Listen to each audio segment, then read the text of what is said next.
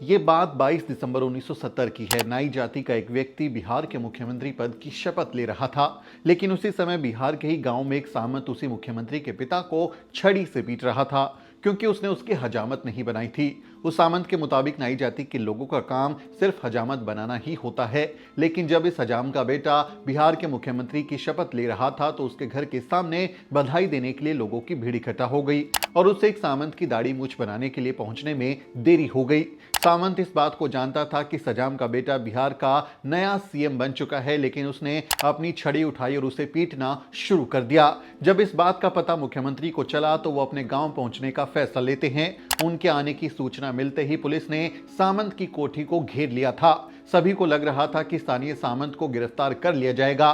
खूब भीड़ जुटी हुई थी, लेकिन जब वहां पर सीएम पहुंचे तो उन्होंने कुछ ऐसा कहा कि हर कोई हैरान रह गया। मुख्यमंत्री ने उस सामंत से कहा, मेरे पिताजी बूढ़े हो गए हैं, आप कहें तो मैं आपकी हजामत बना देता हूं। उस तेवर को देख सामंत के होश उड़ गए। उस मुख्यमंत्री का नाम था जननायक कर्पूरी ठाकुर, या यूं कहूं कि भारत रत्न कर्पूरी ठाकुर। कल ही बिहार के पूर्व मुख्यमंत्री कर्पूरी ठाकुर को भारत सरकार ने भारत रत्न देने का ऐलान किया है। राष्ट्र निर्माण में उनके योगदान को आज पूरा देश सलाम कर रहा है। लेकिन क्या आप जानते हैं कि नाई जाति से आने वाले कर्पूरी ठाकुर को कितना जातिवाद झेलना पड़ा था? कर्पूरी ठाकुर को जी भर के गालियां दी गई। उन्हें नाई जाति का होने की वजह से हर तरीके से अपमानित किया गया। जब कर्पूरी ठाकुर पहली बार सीएम बने थे तो बिहार में एक नारा खूब चलाया गया था, कर कर्पूरी कर पूरा, गद्दी छोड़ धर उस्तरा। ऐसे सामंती और जातिवादी लोगों ने ऐसे नारे गली गली में लगाए कि कर्पूरी को गद्दी छोड़कर उस्तरा पकड़ लेना चाहिए, यानी हजामत का काम जो उनकी नाई जाति के लोग करते हैं वही उसको करना चाहिए। वो मुख्यमंत्री बनने के लायक नहीं है। कर्पूरी ठाकुर अपमान का घूंट पीकर भी जनता की भलाई का काम करते रहे। क्या आप जानते हैं कि उत्तर भारत में पिछड़ों को सबसे पहले आरक्षण देने वाले कर्पूरी ठाकुर ही थे?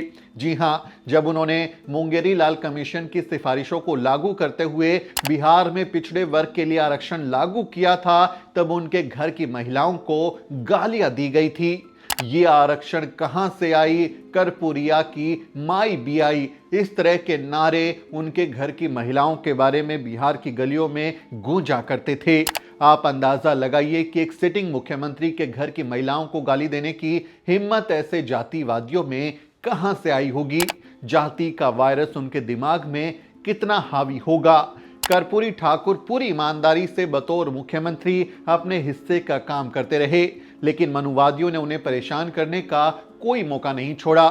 बिहार की गलियों से लेकर विधानसभा तक एक नारा खूब गूंजा करता था, एमए बीए पास करेंगे, कर्पूरिया को बास करेंगे, यानी हम कर्पूरी ठाकुर को परेशान करेंगे। उनके खिलाफ इस तरह की नारेबाजी आम हो गई थी। अब जरा सोचिए, ऐसे माहौल में भी कर्पूरी ठाकुर ने दिन रात एक कर दिया और बिहार में वंचित वर्गों के लिए पूरी मजबूती से डटे रहे।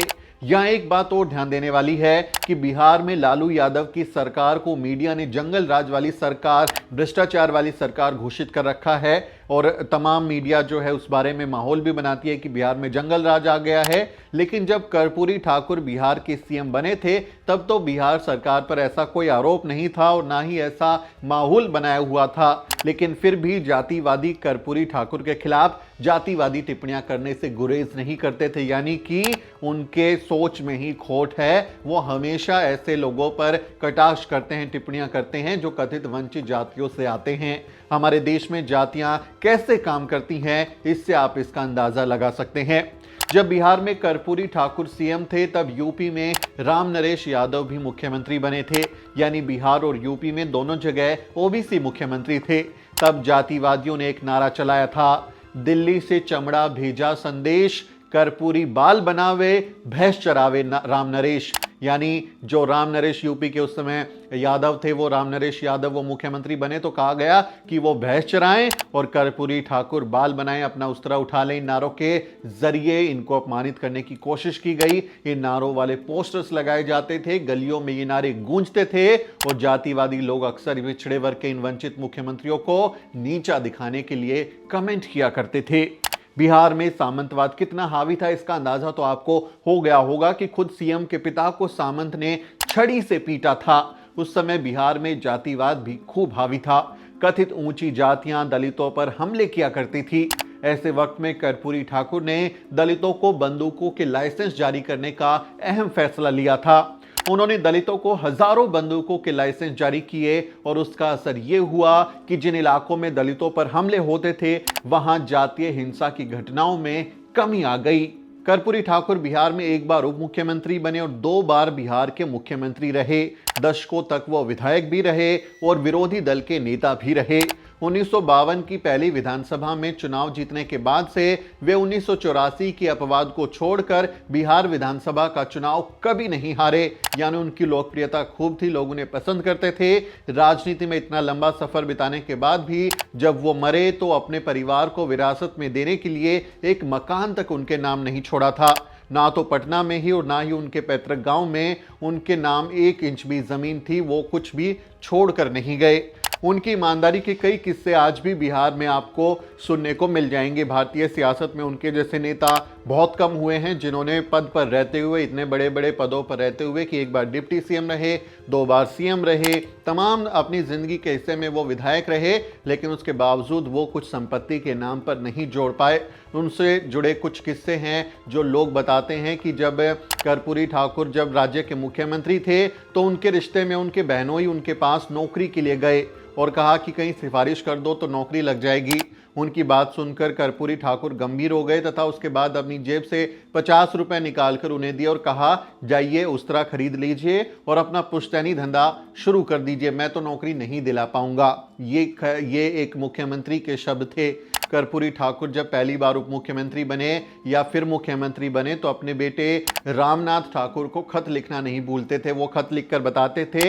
इस खत में क्या होता था, खुद रामनाथ ठाकुर ने ये बात बताया। वो कहते थे कि उस चिट्ठी में लिखा है, पत्र में 3 बात लिखी होती थी, तुम इससे प्रभावित नहीं होना कि मैं मुख्यमंत्री बन गया हूं, कोई लोभ लालच देगा तो उस लोभ में मत आना और इससे मेरी बदनामी होगी। इस तरह की बात रामनाथ ठाकुर वो बताते थे। हालांकि रामनाथ ठाकुर फिलहाल राजनीति में हैं और उनके पिता के नाम का फायदा उन्हें मिलता भी है, लेकिन कर्पूरी ठाकुर ने अपने जीवन में उन्हें राजनीतिक तौर पर आगे बढ़ाने का कोई काम नहीं किया था।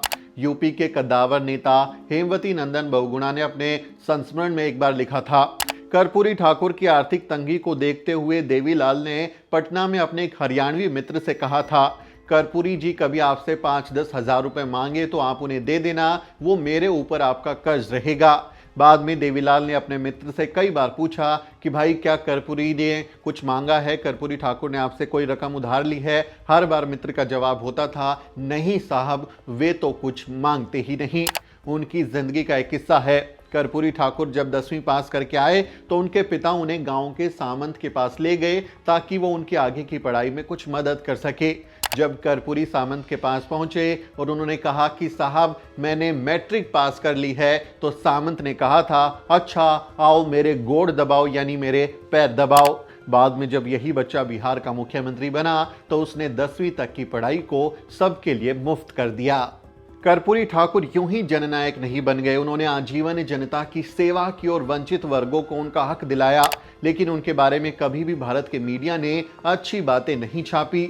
आज जब उन्हें भारत रत्न मिला है तो मीडिया वाले उनके किस्से कहानियां सुना रहे हैं, लेकिन जब वो सरकार चला रहे थे तब उन्हें गालियों के सिवा कुछ नहीं मिला। ऐसे दौर में भी वो तमाम तरह के अपमान सहते हुए पूरी मजबूती से न्याय के साथ खड़े रहे, इसीलिए उन्हें जननायक कहा जाता है। ऐसे जननायक को हम नमन करते हैं। आप उन्हें कैसे याद करते हैं? उनको भारत रत्न देने के पीछे क्या आप सियासत को वजह मानते हैं, या फिर आप देखते हैं कि ऐसे महानायक को, ऐसे बहुजन नायक को सम्मान देने में बहुत देरी हो गई? उनके जन्म शताब्दी पर इसका ऐलान किया गया है कि उन्हें भारत रत्न मिलेगा।